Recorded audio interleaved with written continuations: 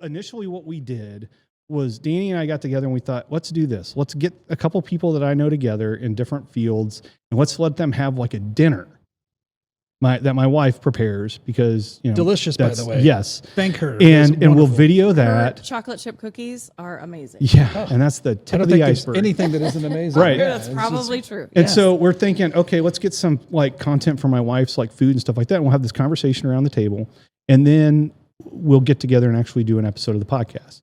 So Kyle and a buddy of mine, Ghazi, whose idea was to do the podcast, came over for dinner. Like 2 hours of your week, like your night gone because we live on completely different sides of the city. Time well spent. Yeah. And then a couple weeks later, you came back out on the other side of town and sat down for a podcast that I wigged out in the middle of and like stopped. Like I'm like cut and everybody's just like staring at me because I was overthinking stuff because that's what I do. And so that'll never see the light of day. That's okay. That's probably good for me because but it didn't go well. No, it didn't. Trust me. And here in a It'd be an end of the year blooper reel. Yeah, he's told me about 7,000 times that I really was not awesome in that. Yeah, and so but you came out here on I'm going to say false snowmageddon here in Kansas City and faux snow. Yeah, I mean it's a meteorology is like. It's a science. They never said it was an exact. Yeah, science. I don't know. But anyway, so thanks for being here. And then Megan Clark out of, I'm like, hey, can you stick around late tonight and do this? So how many times is this your first podcast? This is my first podcast. Really? Yes. Have you ever like hosted like a radio show or a morning show or anything like that? I have not. Have you ever been on the air? I have been on the air. Okay. In what ways? So many years ago, a mortgage company that I worked for had a radio show. Okay. So I would be on the radio show with them periodically. As an underwriter? An underwriter. Do you feel like it was like high quality content? Most of the time. For somebody not in the mortgage business? Yeah, certainly. Okay. Their show was about informing consumers about mortgage lending. Yes. Okay. All right. Yeah. All right. Cool. What about you? Have you ever performed? Have you ever been on the radio? Have you ever been on TV? I'm more of a long-time listener, first-time caller kind of situation here. Okay. Yeah. Okay. So just talk radio. Do you listen to a lot of talk radio? Yeah, I have. I used to listen to a lot of NPR. Yeah. Wonderful stuff there. Yeah. I mean, I feel like NPR is like a good, like kind of counterbalance to something like X or something like that as far as kind of information and tone when it comes to, getting information. So, or news. So Kyle, agreed on that. Yes. So what do you do, Kyle? So you're in insurance, right? I do. I help people protect themselves with insurance. Yeah. Okay. That's what I do. And what's our connection? Well, we used to sell cars together. Actually, I used to sell cars for you at Hendrick Toyota there. Yeah. All right. And so so you transitioned from, insurance or from the car business to, insurance. I mean, what's that transition been like? Well, it's been great. So I sat back. Let me back up. So the car business takes up a lot of time. It does, as you know, a lot of the employees' time. A lot of people don't understand that unless they actually see it. And so I left the car business for the explicit purpose of being able to connect more with my son, my family. I was spending too much time, as Robert pointed out to you earlier, I'm not on social media. So I got off of social media because while I was at Hendrick Toyota, 2017, my son's, little guy, 7 years old. By the way, this is not an interview. You can can interject. Yeah, when you guys talk to each other, it's even better. I'm enjoying the story. Yeah. Okay. But so I'm sitting there with my son, and I'm supposed to be paying attention to him, and I'm paying attention to this phone, and I'm scrolling through and whatnot, and he reaches up his little paw and puts his hand on there. Goes, "Dad, play with me." Broke my little heart. Got off of all social media, never looked back, becoming more engaged. I was still a lot of time. And so I said, well, I'm spending all this time doing these things that no one's ever going to remember and not spending time with my son who is potentially going to remember. Yeah. And so we've done a lot of stuff. Boy Scout camp. We're going to ride the Katy Trail this summer. Nice. I wouldn't have been able to take time to go do stuff like that. So you were so you got out of the car business to basically get a much better quality of life balance. That's a much more succinct way of putting that. I don't know if it's the most succinct, but it is. I mean, that's a lot of people that get out of that business, and I used to be sort of self-conscious about the idea that I was going to have a lot of car guys on this business or on this podcast, but I mean, that's who I know. And so I think that, that business can be rewarding financially. It can be a lot of fun. But the hours suck. I mean, it's just brutal. And so that's why you made the move. Same reason I made the move. So before being an underwriter, Megan, what did you do? I mean, what's your path to where you are today?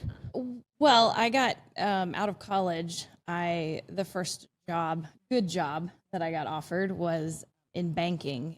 So at the time, my mom said, that may not be your career pursuit, but take the job. It's a good job. Where'd you go to good college? Benefits. Kansas State. Okay, right on. I'm a Wildcat. Okay. Deep in my soul, I'm a Wildcat. Nice. And I took the job thinking I'll do this for a bit until I find what I'm really passionate about. Yeah. And that started a career. I found out that I was really passionate about finance and banking and which I'm sure to some people sounds strange, but I really enjoyed it and I created a pathway. And so that got me into mortgage lending. Where did you start in that bank? Where did you start? What was your position? I was a teller. That was my first job. So my first grown-up job was a bank as well in Springfield, Missouri at Great Southern Bank. So I was driving like a delivery van and I was playing in a van and doing all this stuff. And the guitar player in my band worked at Great Southern.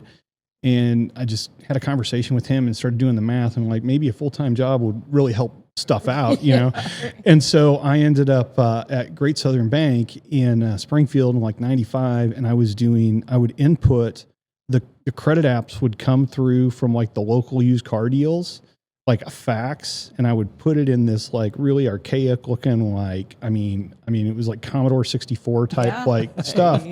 And so that's how I started in banking. So anyway, so you started as a teller and I, then moved up, started opening new accounts. Then they gave me an opportunity to be a consumer loan officer. And so I did that for a while. You did sales? I did. Are you serious? Well, and when I first got into the mortgage industry, I was a consumer loan officer. And I worked for a national credit union, and they started doing mortgages. And I was one of the top consumer loan officers. And they said, "Do you want to be a mortgage loan officer?" And I was young, and I was like, "Yeah." So why wait. not? Yeah. So you were like underwriting like car loans and stuff like that. Mm-hmm. That is so crazy. I was a loan officer, yeah. And so they offered me an opportunity to help them open their mortgage division as a mortgage loan officer, and that's how I got into the mortgage industry, was as a loan officer.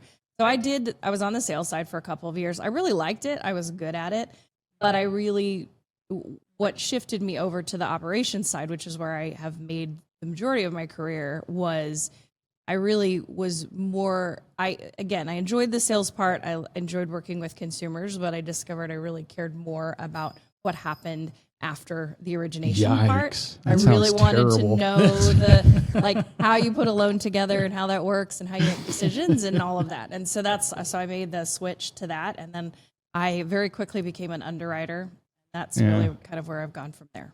I just want to get to the photo and the chocolate chip cookies. I like being in front. What about, it's a whole different world. Now, hold on a second. It's the putting together part. I think that really it's the, how do you take all these pieces of a puzzle and make them into something that works? Well, I'll be honest with you, as an underwriter, I've always felt like you were more like trying not to put the puzzle together. But then, I've learned maybe I was like, jumping to a conclusion. I'm sorry. Did you have? No. I was going to get you to expand on something. So you said that you didn't like this, or you liked the sales side of things, but that you liked the underwriting portion of it more. And I assume that that's more methodical and I's dotted, T's crossed. Absolutely. I'm an extremely organized person. I'm very analytical, and for sure. So all my favorite people are like that. Yeah, no, I'm serious. Wait a second. So what I got to tell you, or what I got to ask you, what do you do for fun? Like, let's say that this has nothing to do with job. What do you do for fun? You've got the opportunity to go do something fun. What do you choose?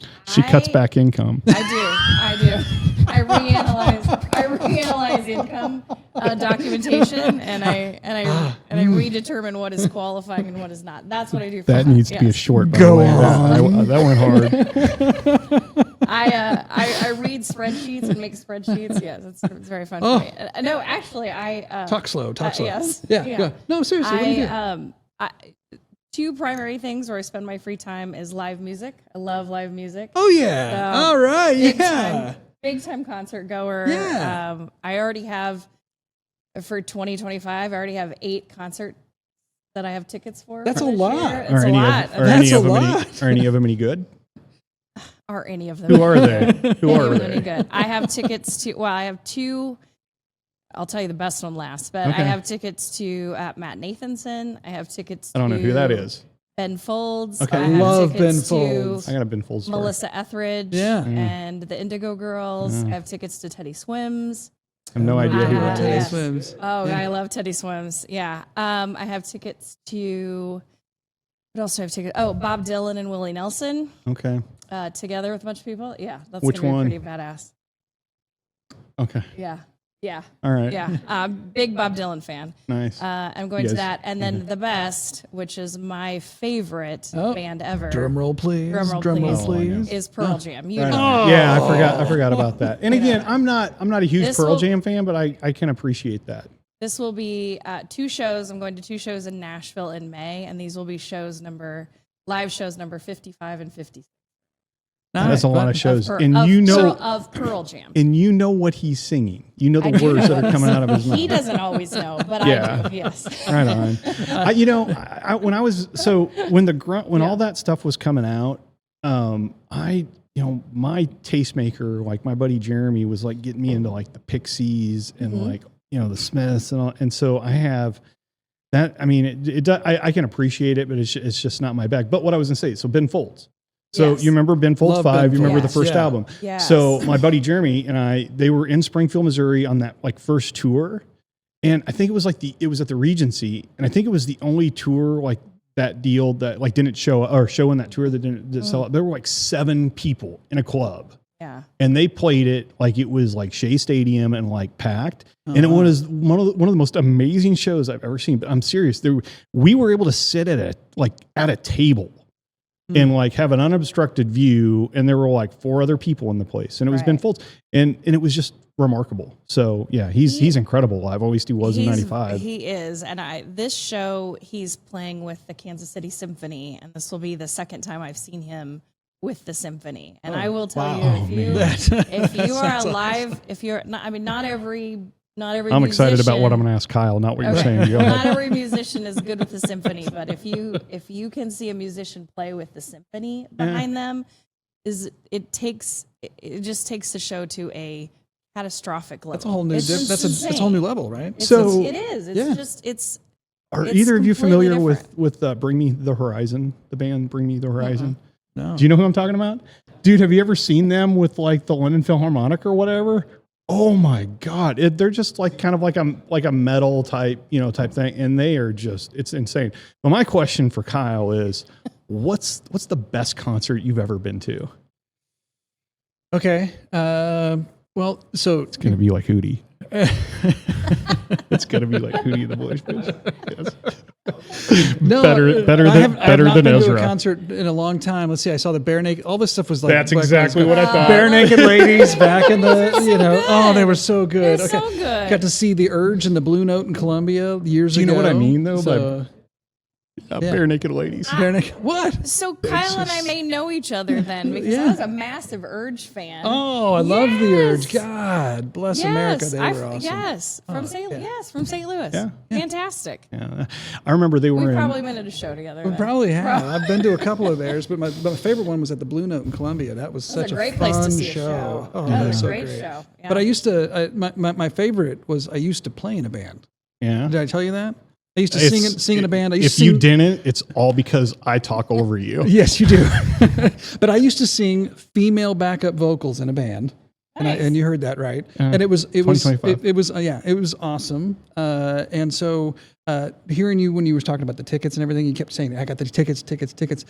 My claim to fame is that we opened for the Cape Girardeau County Fair. We opened for Eddie Money And he, of course, played 2 Tickets to Paradise. I love that. We did this. That's we were great. on a barge, okay, that they put on the Mississippi River. That was Right. the stage platform because on the other side of the flood wall there was these like encased staircases down, filled with people. People came to see Eddie Money. Don't get me wrong; they could care less who we were. It was so much fun, though. That was probably my favorite concert because I got to be up in front of everybody, That's fantastic. yelling at the top of my Absolutely. lungs. Yeah. So I call I- it singing liberally. So I believe that I was probably at that tour in Springfield at the Ozark Mountain Fairgrounds or whatever it is, because so again, my buddy Jeremy, we would sometimes go to shows ironically, and I remember when they announced, "Hey man, you want to go to the fair? Eddie Money's playing." And so I remember you're on the we wrong went side of the state for me. I think that show also had Pat. I want to say Pat Nebitar because of Beavis and Butthead, but Pat Benatar. I think she may have been like the headliner, or maybe it was the next year we saw Pat Benatar, and she was amazing. But Eddie Money, and he was good. But man, I mean, this is like 96, 97, something like that. Yeah. And I remember him I remember there was something in like they brought out a saxophone for like one song, and he just kept doing like 360s and playing the same note like over and over and over. It's kind of like, wow, man. I mean, I'm just glad he's here tonight. But I just remember, and I mean, he did play the sax, right? We've lost a big demographic with this with this particular conversation. So have you ever? So I know you're like a big soccer fan, right? Oh yeah. You know, and so did you play? Did you have Kansas City Current season ticket holder, proud season ticket holder. Good for you. Yes. Right. And Best live sporting event in town. I would say that, I would say of the, I mean, a Chiefs game is, I mean, it's just something that it's a whole day, you know what I mean? Everything involved with going out to a Chiefs game. It's amazing, but it's just like this kind of production, right? And,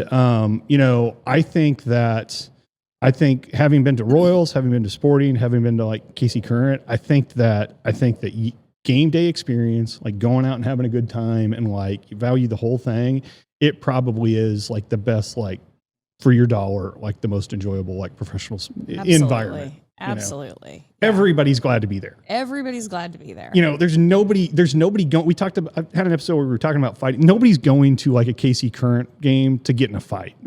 You know what I mean? To get drunk and like, you know what I mean? It's just this wonderful, like kind of empowering atmosphere. So it's a great atmosphere. The fans are very dedicated and very and you really like, you feel I've had season tickets for multiple years now. We love to go, but it definitely is it's a group of people you feel comfortable and safe with. Everyone is there for the same reason. Yeah, I haven't been yet. I got to take my son. We've been to several of the sporting games. Yeah, I've probably been like 15 years, with the exception of like when I was at a dealership, like inventory, where I had to jump a car, like I've not had to like jump a car, but we went to our first KC Current game. And when you pull in there, they have you turn your flashers on or whatever. So that like, depending on where your parking spot is, like we got a pass from a friend of ours and they were like, turn your flashers on. So I turned the flashers on and parked, and I left my flashers on and I came back out.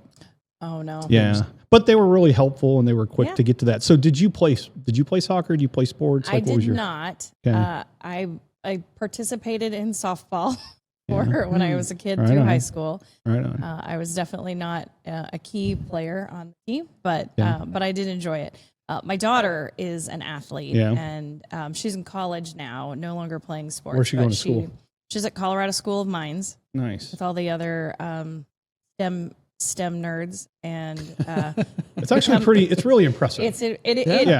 Honestly, we're incredibly proud of her. Yeah. She worked very hard to get there, and is studying to become a physicist. Yeah. Oh wow. Mm-hmm. So we don't She's understand. Not playing around. She's not playing around. That's not playing around. No, she calls and talks to us about physics, and her dad and I go, cool, yeah, great, that's fantastic. So neither of you, like, he's not a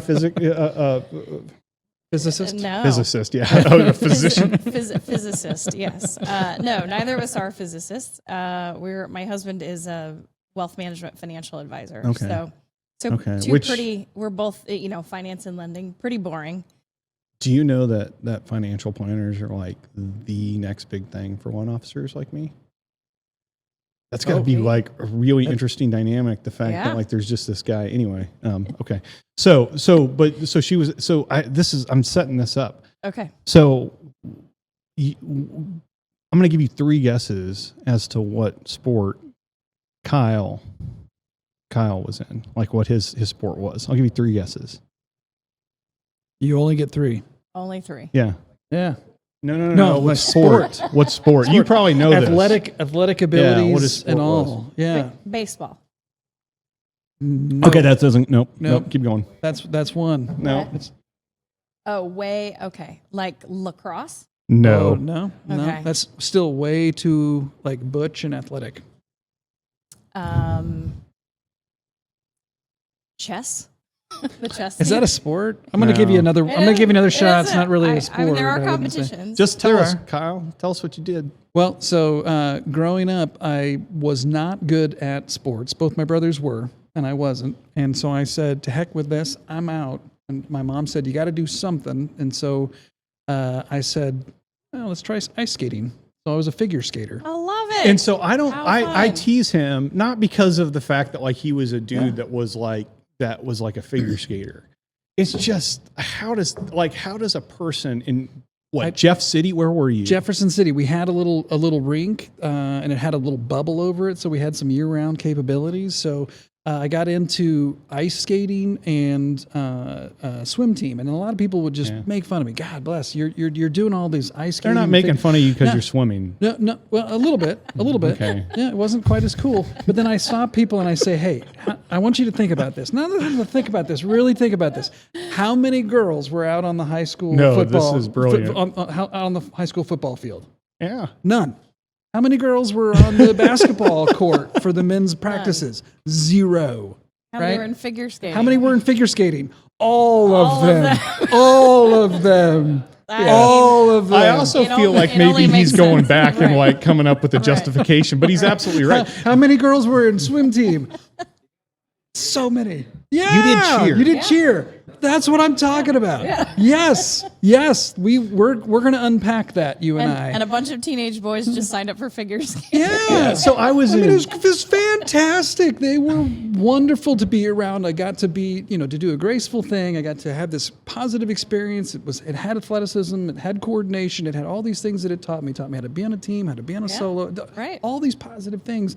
And on top of that, girls. So I have a similar. Thank you for letting me finish. By the way, yeah, no, I mean, you know how it is. It was really hard. It was really hard for you. It looked, but it was a moment of growth for me. By the way, hold on. Before you tell this story, so I had Robert out of my boat this weekend. Okay, so Robert, you got a boat. I do have a boat. I have a little sailboat. Chicks. You got like music blasting, dude. It's legit. It was like awesome. 40 outside. It was 40 outside. It was cold. We had the little heater going, and I had Robert rolling in the boat. I mean, we were talking about old times, and I had him just howling. He was laughing so hard, and I said, my goal tonight is to get him laughing that hard. We haven't done it yet, but the night is still young. Yeah. Okay. So what I was going to say, is he's over there going, stop hijacking my so show, when I was in 8th grade at Pipkin Junior High, you had the option to take shop. Everybody had the option to take shop or home ec. Okay. And I never, ever, ever had. I was never in a million years going to take shop. Like I'm just not that guy. But then, like when in 7th grade, I'm kind of looking at it, and in 8th grade, I get to sign up, and that I realized, like, wait a second, I'm going to be in a class like full of chicks. This is like the best. and so, but the thing that, thank you, yes, it was funny. Listen, I met Mary there. That was my girl in high school. I was in love until I wasn't, and so anyway, so I did this home ec class, and I remember we had to make this. We had to sew an apron. And so, I remember my mom going out and getting like this, I was just like the most hideous colored thing I could come up with. And I remember like, whatever the trim is, I don't know if that's bias or base or whatever. And I was like, bias. Yes. And so, you sew that together, right? Well, I had seams where it was like, it wasn't sewed together. It was loose. And it looked like shit. It was like this terrible thing.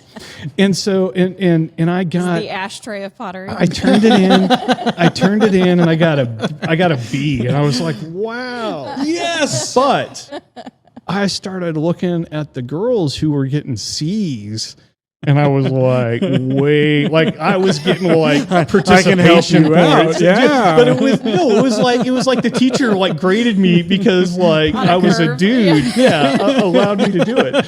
But yeah, there is. Thank God you're here. You're balancing out the Yes, numbers. yes. Yeah. The teenage boy curve in home ec. Yeah.